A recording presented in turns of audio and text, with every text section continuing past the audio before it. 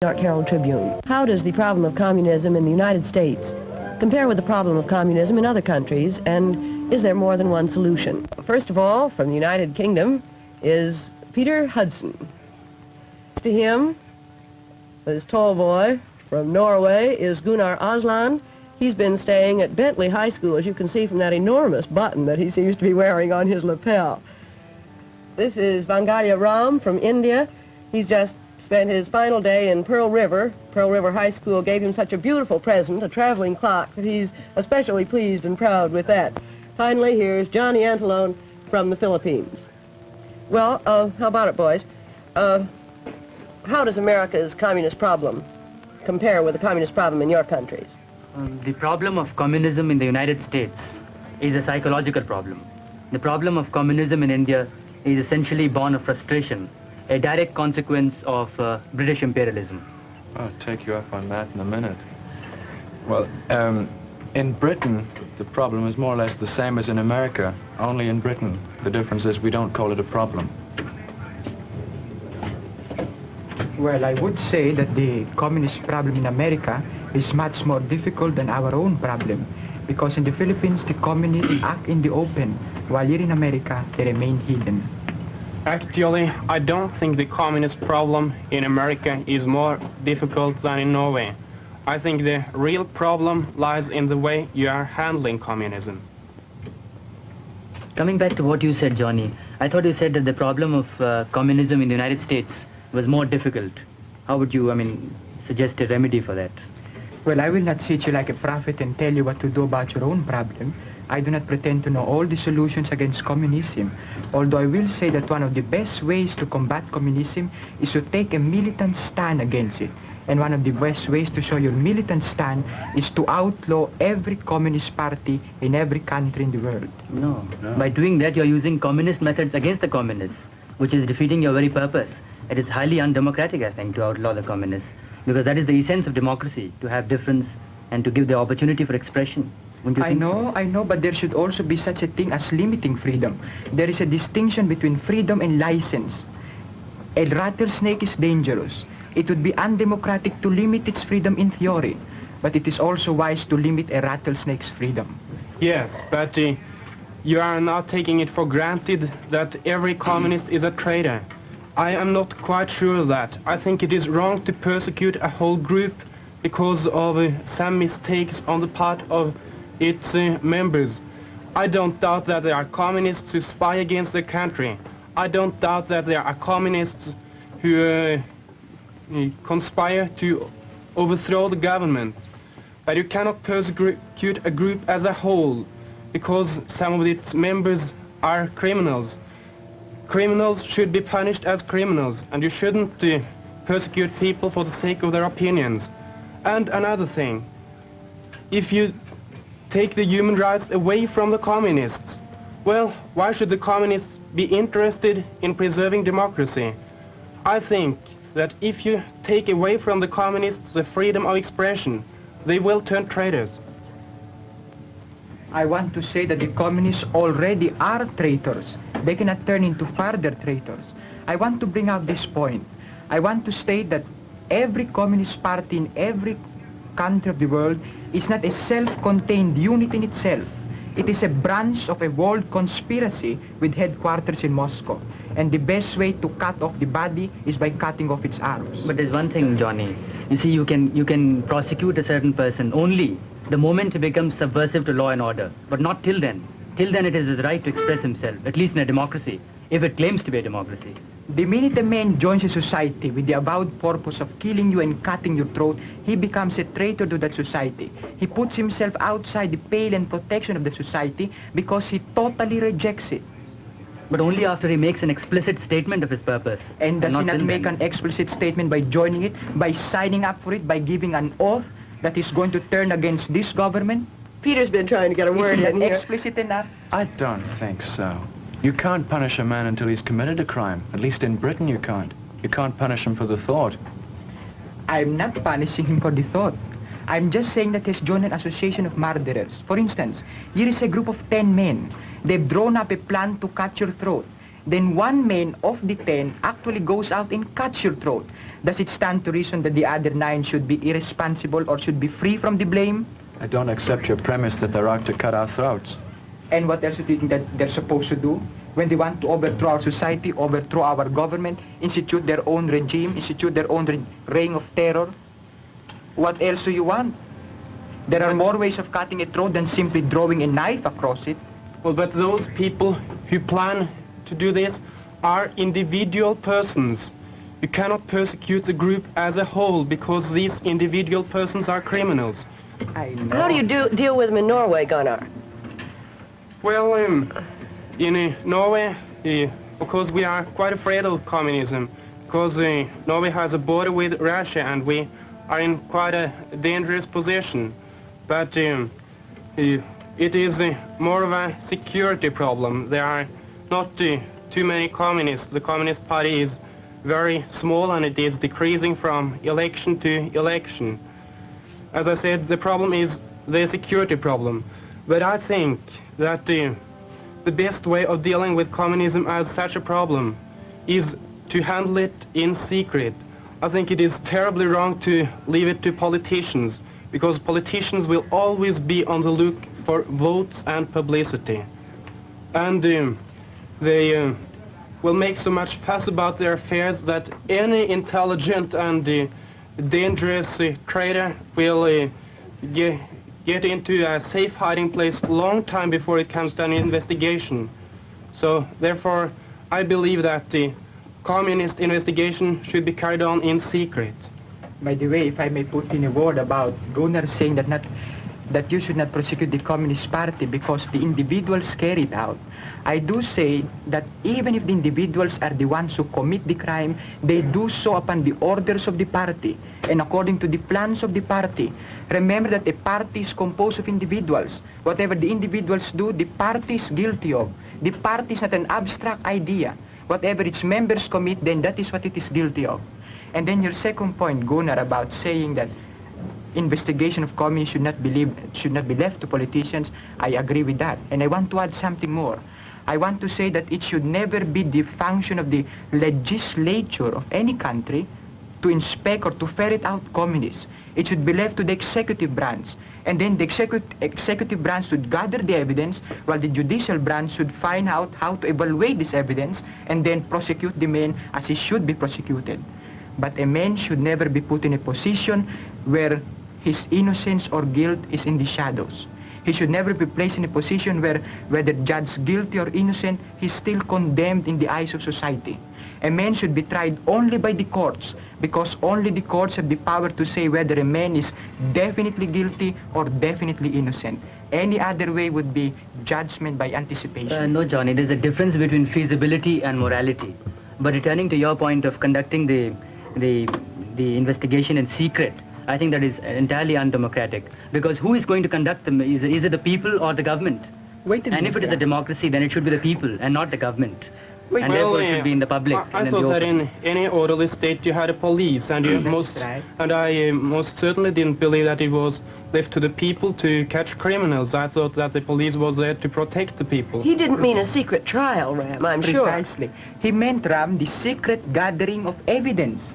But the actual trial of the man, the actual presentation of the evidence will be brought before the public. Yes, it should be brought before the public. Yes, and I think there are things that are still worse than outlawing the Communist Party. I think that it is still worse when you don't have any lines to operate according to, when you don't know what is right and what is wrong, when you don't know what you will be suspected for and what can pass. I was rather shocked after I came here once when I talked to a boy who didn't dare to go to a Russian movie because he had parents in the State Department. Another time I heard a congressional subcommittee ask a person whether she had ever had a certain newspaper, ever subscribed on a certain newspaper. And I was shocked about it because I thought that in any democratic country there would be such a freedom of expression that anybody could have the newspaper he wanted to. Well, personally, I think outlawing the Communist Party is lazy. It just stresses the incompetence of a country to deal with it. But I want to get on to Ram about this British imperialism. Would you explain what you meant by Well, it? just a minute, please, Peter. Why are you going to attack my point and transfer your argument to Ram? Isn't that unfair? No, it is related. No. Really. Oh, wait a minute. Give Johnny one word. Go ahead, Johnny. He said that outlawing the Communist Party is a lazy method of fighting the Communist Party. I don't think so. I think you're taking a definite stand against it. And you're giving all your actions a legal basis. Where does laziness come in? Well, because, well, you see, when you have a communist party in the country, that party is a real danger. That's but right. the communist party can never be prosperous unless there is some dissatisfaction in the country, unless there is poverty and illiteracy. And therefore, the government has to deal with this poverty and this illiteracy in order to defeat communism. Therefore, I think that communism is not at all doing only bad things, but if you outlaw the Communist Party, you simply don't get this benefit. Look, Wait, all right, give Peter a chance. All right, Peter. when I say it's lazy, I mean it's just pushing the issue further away by outlawing it. You said the situation in America was more difficult because communists are hidden here. That's right. If you outlaw your Communist Party, all you'll do in effect will be to drive it underground, away from being in the open, to behind the scenes, and then you have a problem difficult. That isn't so. Now look, you contradict yourself. If it is really so that it would drive them underground, then instead of being lazy about it, why not let them stay in the open? Because that way we could catch them easier, according to your reasoning. Yes. However, you said that by outlawing them, that would drive them underground, and therefore would make it harder to catch them. That's what I mean. Is it not? Now let me point out that it is harder to catch the man when he's underground. So the element of laziness does not enter into When it. I said lazy, I meant that you were pushing the issue further away. You are not pushing the issue further away when you recognize a danger and you take steps to mitigate that danger. To push the danger further away from yourself, you're not doing anything by When outlawing you it. recognize that a man has a fever, that is not pushing the issue away.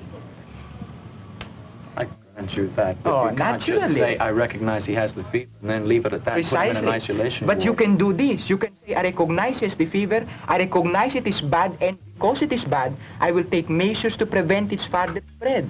And not do anything to him. Why not do anything to him? Cure him?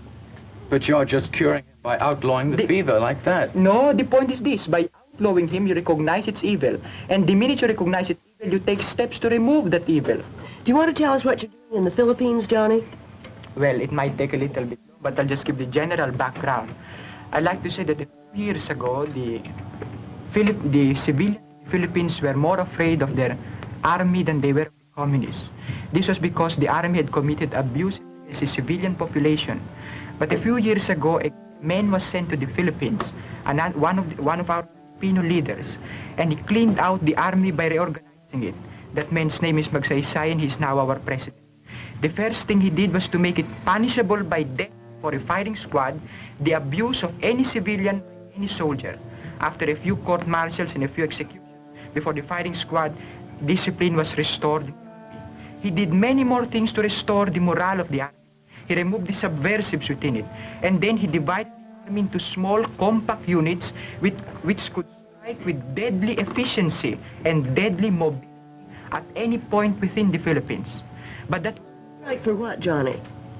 strike against any part of the Philippines. I see. There was a time when the army was such a big, it was unwieldy. But by dividing it into small compartments, he could distribute it anywhere with fast. But you didn't tell us that there were guerrilla communists all over the Philippines, and that was the reason why he had to do this with the army. Yes, that Now is tell one us of the how he reasons. dealt with the guerrillas.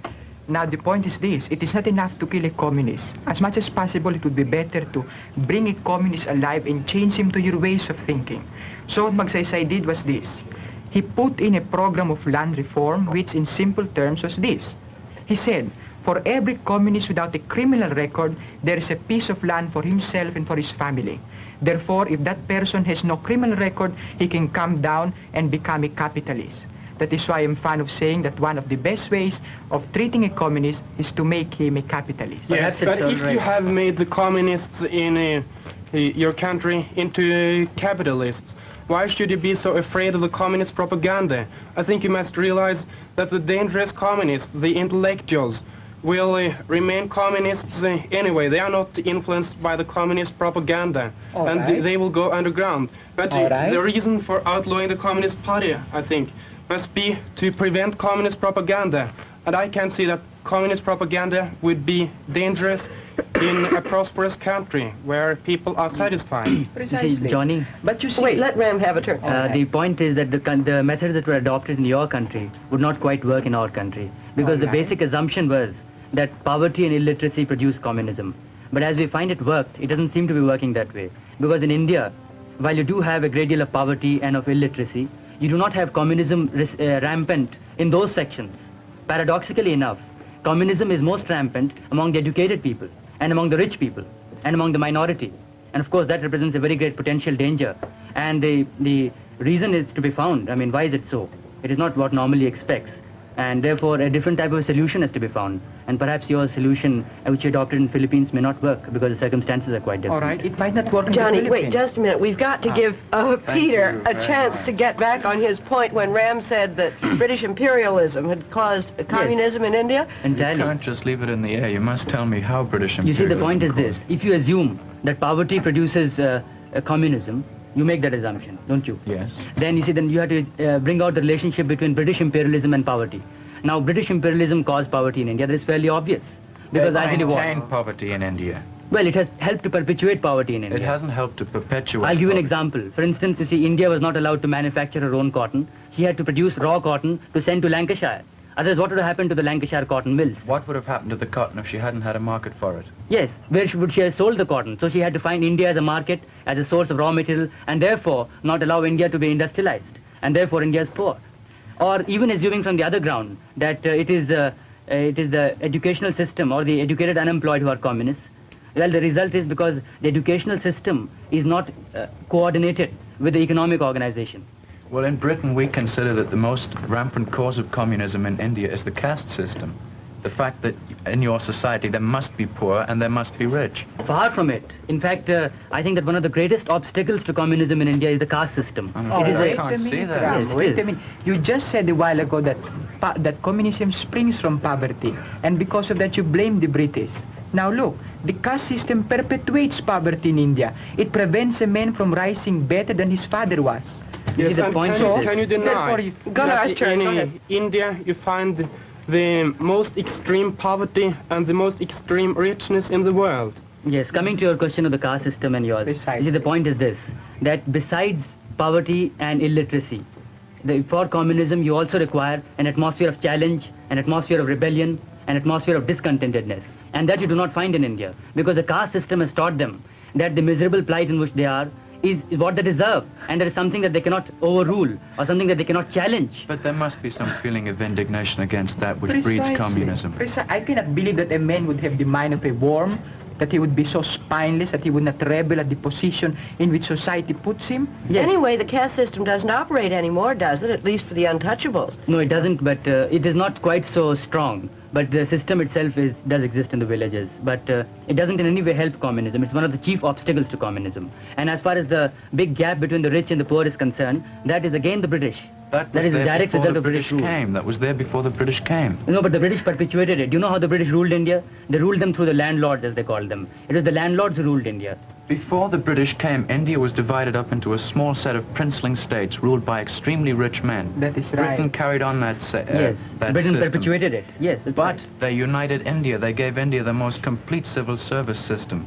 The fact that they united India does not mean that they helped India to prevent it from becoming But communist. when India got her freedom from Britain, when she gained her independence, she had a civil service system that gave her at least 3 years advance over Pakistan, because Pakistan had no comparable system of civil service. Well, Pakistan was under the same administration in the British India. That's not the point. But the point is that imperialism produced poverty, it produced educated unemployed, it produced a state of illiteracy, because you are not educated, interesting us, therefore it produced communism. I won't listen to the word produced.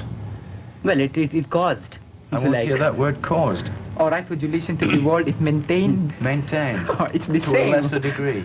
It's the same thing. To a lesser degree. It doesn't matter whether you cause a man to be poor. What makes it worse is you keep him poor. But if you keep him poor to a lesser degree of poverty, there was some education system put into India that wasn't Yes. there before.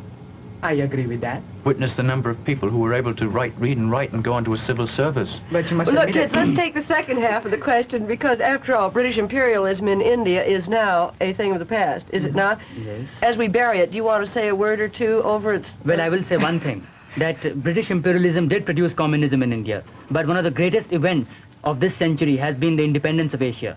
The British have acted very statesmanlike in giving independence to India, Pakistan, Burma and Ceylon. This I will say for the British, because if you had not given independence to India, India might have been communist today. But because you delayed the independence, you caused poverty and illiteracy, and therefore you have helped in India having a potential threat of communism. Well, how can you explain that the most popular leaders of India against the British were not the communists? Well, that is because the primary issue then was not against communism, but it was nationalism, directed against imperialism. Yes, but you're saying we caused communism in your country. Surely if the British imperialism had caused communism, the people would have followed communism.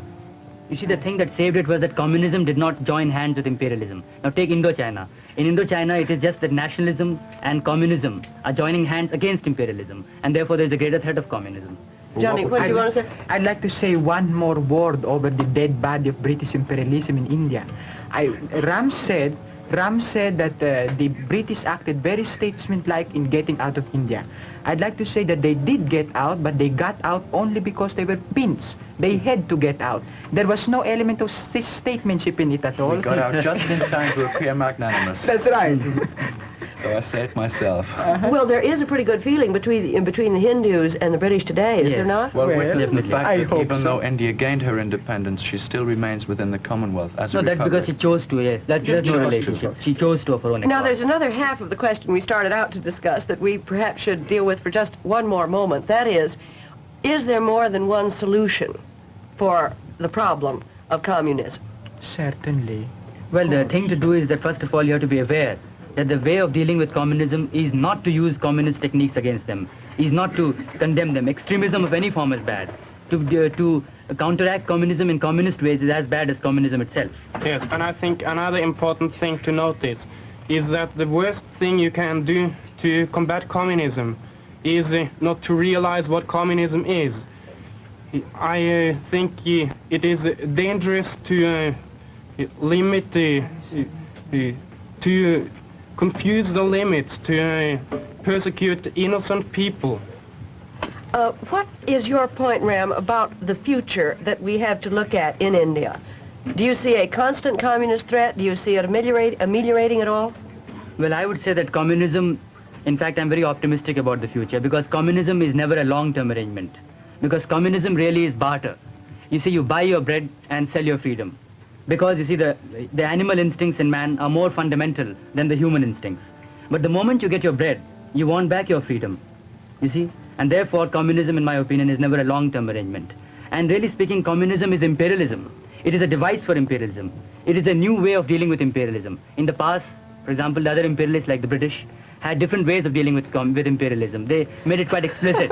But the communists have a different type of imperialism. Now they make it in such a way that nationalism is completely dissolved. For example, there is imperialism in China. China is being ruled by Russia today.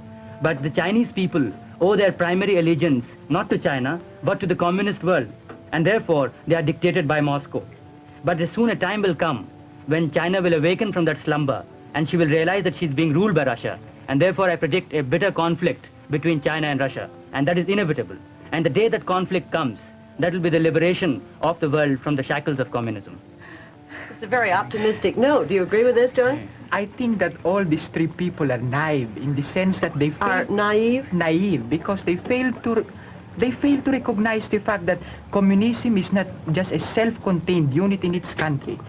I maintain that it is a worldwide conspiracy, that every communist party in the world is subservient to Moscow, that the sooner you outlaw it, the better, because the sooner shall you have a legal basis on which to proceed against them.